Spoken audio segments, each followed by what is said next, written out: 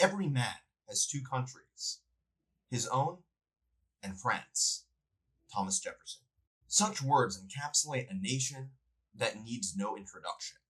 The most visited country in the world, a nation nearly unmatched in terms of its political, scientific, and artistic output. A great power, a country that could have been the sole superpower.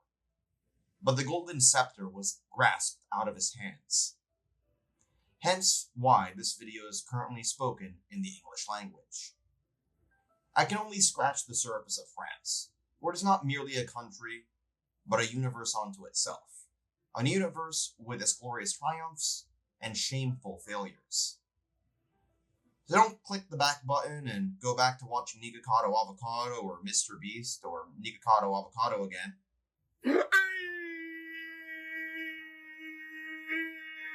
And let's delve into France. The area composed of France, like much of Europe, was inhabited by pre-Indo-European peoples, of whom we know very little about.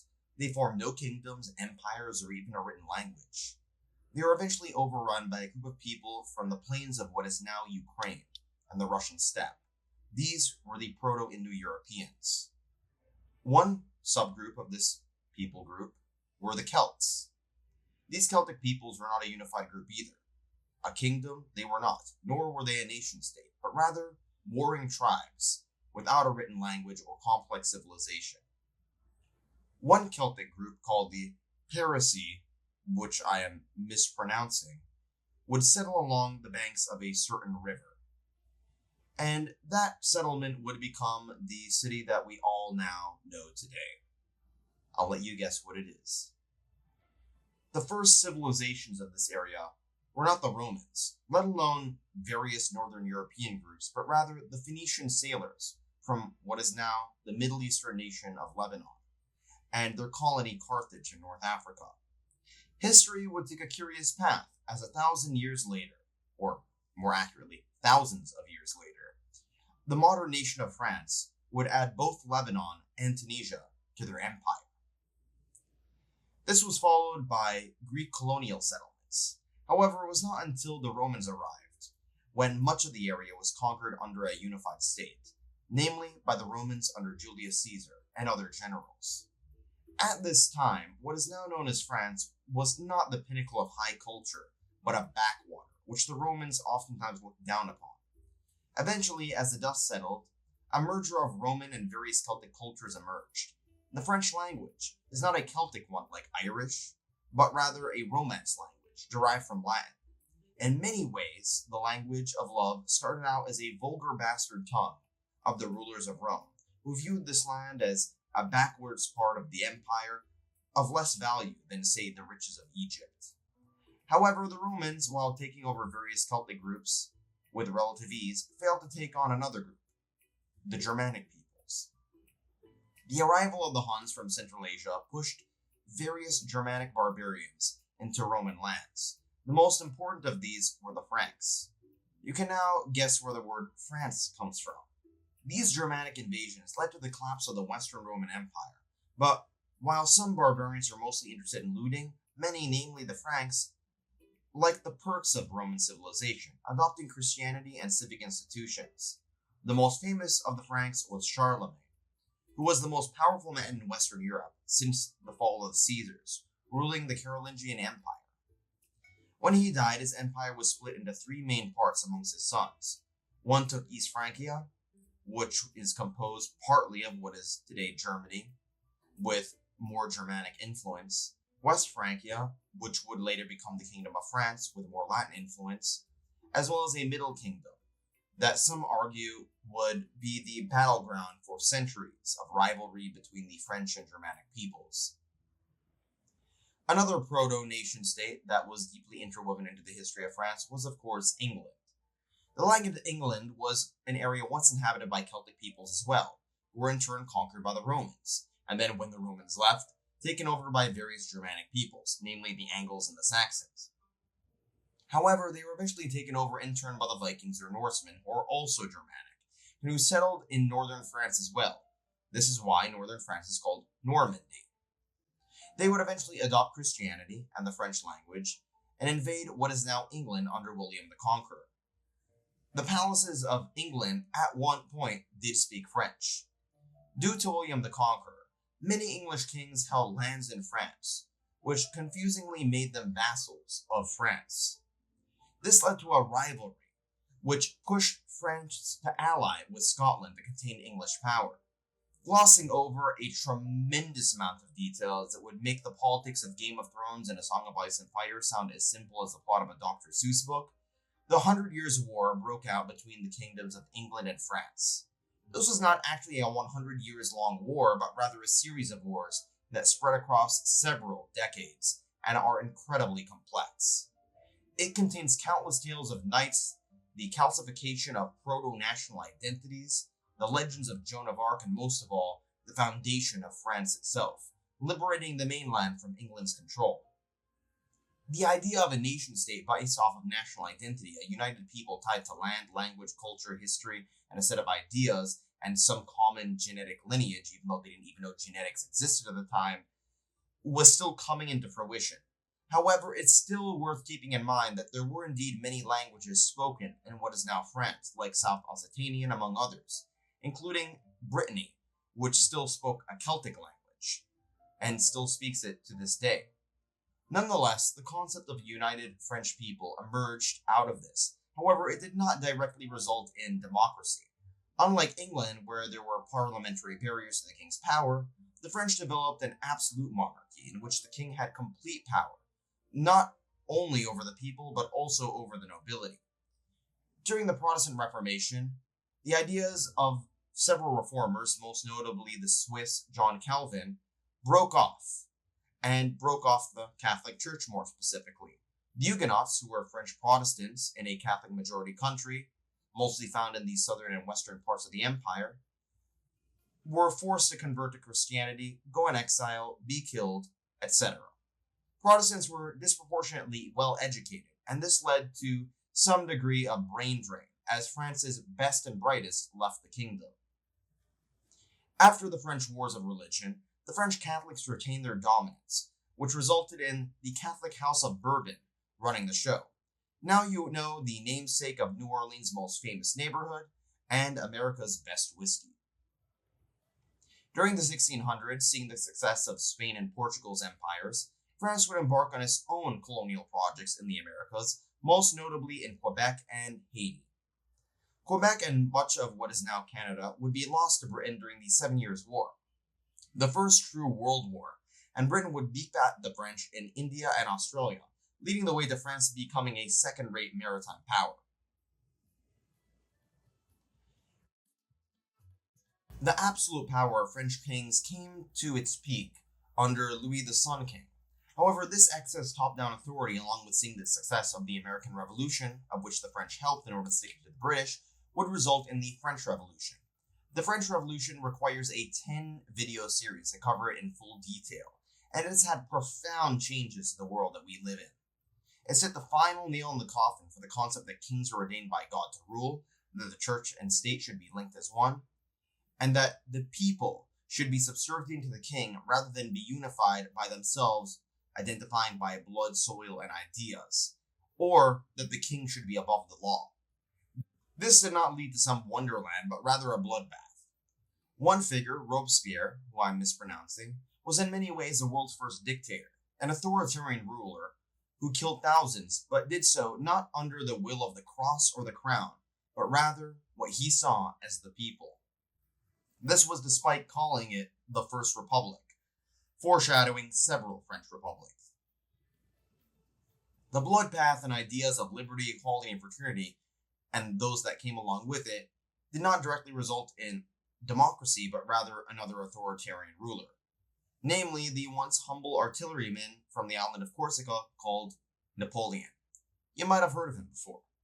Napoleon took on much of Europe in a series of wars that shares his name. He had great victories until his botched invasion of Russia. He was eventually defeated twice and sent to exile.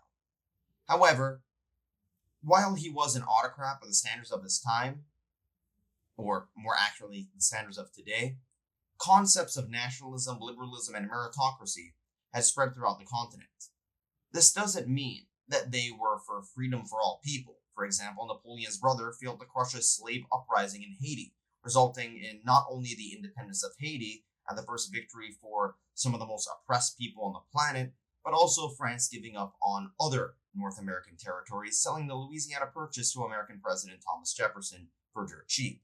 And that's how slaves in Haiti led to America expanding by double its amount. After Napoleon's final defeat, France went through some more kings and a short stint with the Second Republic that lasted a grand total of 4 years, until another empire came about under Napoleon's grandson, Napoleon III, who, unlike Napoleon I, was quite the impotent moron. It was during this time that France took over colonies in North Africa, in countries like what are now Morocco, Algeria, and Tunisia, along with the French Indochina, composed of modern Vietnam, Laos, and Cambodia. The French even tried to take over Mexico under a debt disagreement, but failed, and was a major turning point for Mexican nationalism. The biggest fail of all, however, would be the Franco-Prussian War, which led to a resounding Prussian victory and the eventual creation of the German state. After this humiliation, France mended its frosty relations with Britain and even Russia in response to the growing threat of the German Empire, alongside German allies, the Austro-Hungarian Empire and the Ottoman Turks. After a long stalemate and some American help, the Allies won. France got reparations from a furious Germany which had been unfairly blamed as the near sole cause for the First World War. And tied to the Depression, this set the stage for World War II. Also, the collapse of the Ottoman Empire led France to take over the colonies of Syria and Lebanon. Eventually, the humiliating defeat of Germany would lead to the rise of the Yazidis. You know who I'm referring to, but the YouTube algorithm won't let me say it. After Germany declared war on Poland, or more accurately just invaded Poland, France and Britain declared war on Germany. However, the French were poorly prepared. Much of their young male population was decimated during the First World War, and their elites were oftentimes fascist sympathizers with deep anti-Semitic biases. The Germans took over the French in a humiliating defeat, and the north was occupied by the Germans, while the fascist sympathizers controlled Vichy France in the south. However, the Free French movement emerged, set up shop in London, and helped the Allies take over France.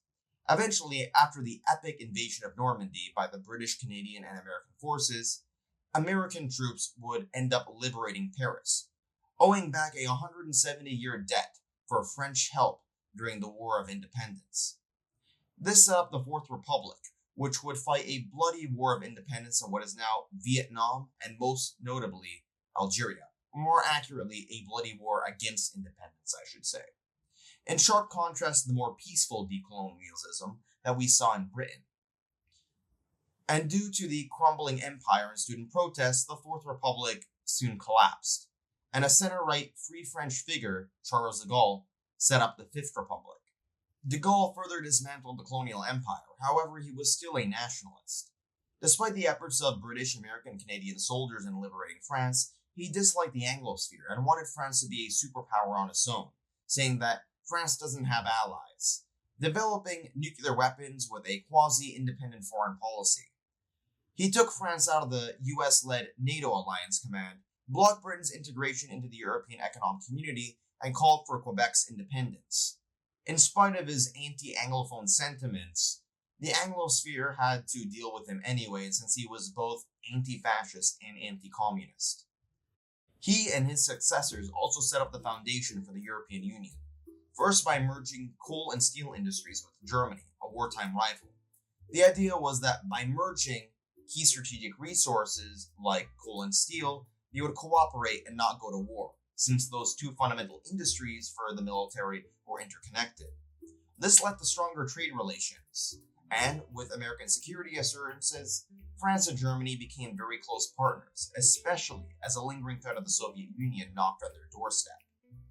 When the Soviet Union collapsed and communism fell, France would further strengthen its ties with the formation of the European Union during the early 90s.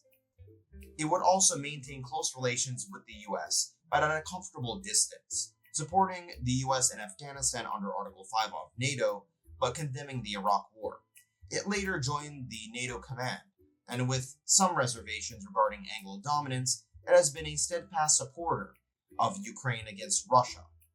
But it is also rather uninterested in US relationships with China, preferring that Europe stay out of the Pacific narratives. In recent years, France is also becoming secularized, becoming one of the most irreligious nations on the planet, while at the same time bringing in several Muslim migrants, mainly from North Africa, a sphere of his former empire. This has led to quite a lot of tensions as well as violence. Its welfare state is strong, but has also faced the rise of right-wing populism and quite a lot of rioting and civil unrest. There is also an ongoing resentment towards the English-speaking world for coming out on top of France in terms of power projections, most notably seen in my country, Canada. However, France is still a close ally of the Anglosphere in spite of these disagreements, especially when it comes to confronting authoritarian regimes like Russia. France has also maintained close ties to its former colonies, but with quite a lot of baggage, with a lot of military endeavors in countries like Mali and Africa, and its continued control of parts of West Africa's monetary policy to the deep hostility of many Africans justifiably. Africa, however, will be a far more important part of the French story. One day, due to birth rates, Africa will host a very large number of French speakers, coming up with their own dialects, to some disgruntlement of French elites. But it's not the end of the story. France could have been the sole world superpower, like Britain was during the 1800s or what the USA is today. But nonetheless, it has a monumental impact, despite of not getting the gold trophy. It's a story woven into the lives of all of us. From our language, yes, English is heavily derived from French, our institutions, our concepts of freedom and nationhood, and even the freedom fries or French fries, which may be French or Belgian, but the French claim they're French anyway, so I'll just say that they're French. I was going to end this video on something inspirational and profound, but I'm just going to end it with fries. Thanks for watching. Bye.